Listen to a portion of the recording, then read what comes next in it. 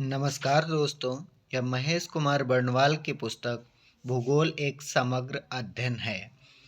इसमें आज हम देखेंगे पृथ्वी की उत्पत्ति व संकल्पनाएं। वीडियो प्रारंभ करने से पहले आप लोगों से एक निवेदन है, यदि इसमें बताए गए तथ्य आपके काम के लगें या आपको समझ में आ जाएं तो हमारे चैनल को सब्सक्राइब अवश्य करें। आइए प्रारंभ करते हैं। पृथ्वी की उत्पत्ति के संबंध में अगर बात की जाए तो भिन्न भिन्न विद्वानों ने अपने अपने मत विभिन्न समय काल में दिए हैं, परंतु सबसे पहले तर्कपूर्ण परिकल्पना की अगर बात की जाए तो कास्ते द बफन ने 1749 में दी।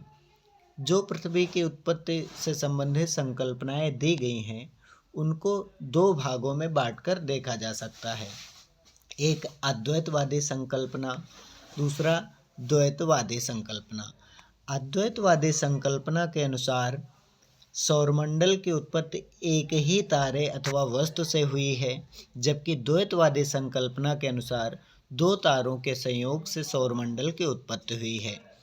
अद्वैतवादी संकल्पना की अगर बात की जाए तो इसमें कांट की वायव्य राशि परिकल्पना और लाप्लास की निहारिका परिकल्पना ये अद्वैतवादी संकल्पना पर आधारित है, जबकि द्वैतवादी संकल्पना पर आधारित जो संकल्पनाएं हैं उसमें चैम्बरलिन व मोल्टन की ग्रहाणु परिकल्पना, जेम्स जीन्स की ज्वारीय परिकल्पना, रसेल के द्वैतारक वाद की संकल्पना और ऑटो स्मिथ की अंतर तारक धूल परिकल्पना जो है द्वैतवादी संकल्पना है। अब देखते हैं कांट की जो वायव्य राशि परिकल्पना है। तो कांट की वायव्य राशि परिकल्पना को कांट ने 1755 में दिया और जो ये परिकल्पना है वह न्यूटन के गुरुत्वाकर्षण के नियमों पर आधारित है। इस परिकल्पना के अनुसार केंद्रापसारित बल के प्रयास से एक तप्त गतिशील निहारिका से कई गोल छल्ले अलग हुए, जिनके शीतलन से सौरमंडल के विभिन्न ग्रहों का निर्माण हुआ। लेकिन इसमें इस सिद्धांत में जो कांट की वायव्य राशि परिकल्पना है इसमें गणित का सही से प्रयोग नहीं किया गया है। कहने का तात्पर्य यह है कि गणित के गलत नियमों का प्रयोग किया गया है, क्योंकि यह कोणीय संवेग के संरक्षण का जो नियम है उसका अनुपालन नहीं करता है। अब देखते हैं लाप्लास की निहारिका परिकल्पना। तो लाप्लास ने अपनी परिकल्पना 1796 में प्रस्तुत की और ये निहारिका परिकल्पना कोई अलग से परिकल्पना नहीं दी लाप्लास ने। इन्होंने क्या किया, जो कांट की परिकल्पना थी वायव्य राशि परिकल्पना उसी को क्या कर दिया, संशोधित कर दिया। और उसी को संशोधित करके क्या बताया इन्होंने कहा कि एक विशाल तप्त निहारिका से क्या हुआ, एक छल्ला बाहर निकला और इस एक छल्ले से 9 छल्ले बन गए। ये बताया निहारिका परिकल्पना में कि एक छल्ला निकला निहारिका से जिससे 9 छल्लों का निर्माण हो गया।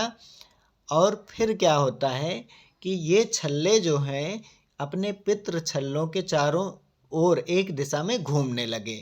बाद में जब ये ठंडे हुए तो इन्हीं से विभिन्न ग्रहों का निर्माण हुआ, जिसमें पृथ्वी भी शामिल है। अब यहाँ पर ध्यान देने योग्य बात यह है कि ये जो छल्ले हैं ये अपने पितृ छल्ले के चारों ओर घूम रहे हैं। पितृ छल्ले से क्या तात्पर्य, जिससे ये निकले हुए हैं 9 छल्ले, ये इनका पितृ छल्ला कौन हुआ, ये छल्ला पितृ छल्ला हुआ जहाँ से ये निकले हैं। ठीक है, तो ये इनके चारों ओर घूमने लगे। लेकिन हुआ क्या कि जो शनि और बृहस्पति है ये जो है इनके उपग्रह अपने पितृ ग्रह के विपरीत दिशा में भ्रमण करते हैं।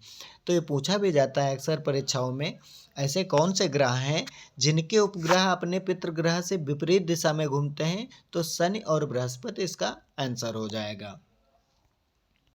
अब द्वैतवादी संकल्पना में चैम्बरलिन व मोल्टन की ग्रहाणु परिकल्पना की बात करें तो 1905 में चैम्बरलिन और मोल्टन ने मिल करके ग्रहाणु परिकल्पना दिया।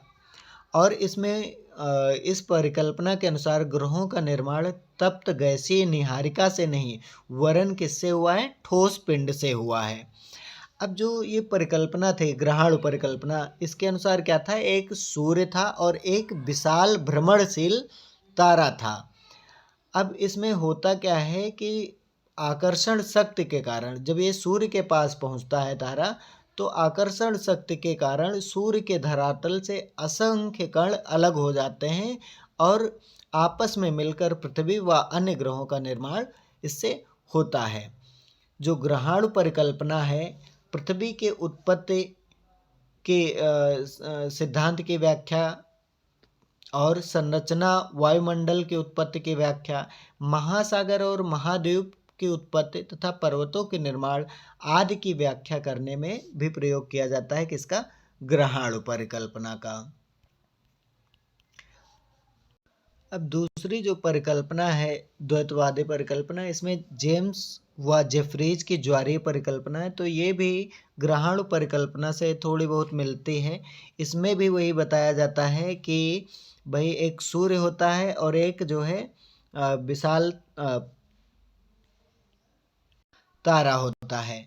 इन दोनों का जब संयोग होता है तो सूर्य का कुछ फिलामेंट टूट जाता है, उसके बाद उसके जो शीतलन होता है और उसी से विभिन्न ग्रह एवं तारों की उत्पत्ति होती है। और ये जो परिकल्पना है ज्वारीय परिकल्पना, इससे ग्रहों उपग्रहों के क्रम, आकार व संरचना की व्याख्या की जाती है। अब बात करेंगे रसेल की द्वैतारक परिकल्पना। तो रसेल की द्वैतारक परिकल्पना जो है ये जेम्स और जेफरीज की परिकल्पना में एक प्रकार का संशोधन ही है। इसमें क्या बताते हैं रसेल? सूर्य और ग्रहों की वर्तमान दूरी तथा ग्रहों के वर्तमान कोणीय आवेग की अधिकता जैसी समस्याओं का समाधान करने के लिए रसेल ने द्वैतारक परिकल्पना का निर्माण किया। ऑटो स्मिथ की अंत तारक धूल परिकल्पना, ये ऑटो स्मिथ द्वारा 1943 में दी गई है और इस परिकल्पना में ग्रहों की उत्पत्ति गैस व धूल कणों से मानी जाती है। धूल परिकल्पना के अनुसार जब जो सूर्य था वो आकाश गंगा के करीब से गुजर रहा था, तो आकर्षण शक्ति के कारण क्या हुआ कि कुछ मेघ एवं धूल कण जो है आकर्षित हुए और इससे क्या हुआ, सूर्य की दिशा में वो सारे कण जो है परिक्रमा करने लगे। उसी से फिर ग्रहों का निर्माण हुआ जिसमें पृथ्वी भी शामिल है। अब हम बात करेंगे फ्रेड होयल व लिटिलटन की अभिनव तारा परिकल्पना। यह भी एक अभिनव तारा परिकल्पना भी एक द्वैतारक परिकल्पना है और ये भी यहाँ से प्रश्न पूछा जा सकता है कि अभिनव तारा परिकल्पना किसने दिया? तो आंसर हो जाएगा फ्रेड होयल व लिटलटन। कब दी गई? तो 1939 में इन्होंने एक पुस्तक लिखी थी नेचर ऑफ द यूनिवर्स। इसमें इस सिद्धांत का प्रतिपादन इन्होंने किया था। जो अभिनव तारा परिकल्पना है इसके अनुसार ग्रहों की उत्पत्ति 2 नहीं बल्कि 3 तारों की भूमिका रही। सूर्य, उसका साथी तारा तथा पास आता हुआ एक अन्य तारा।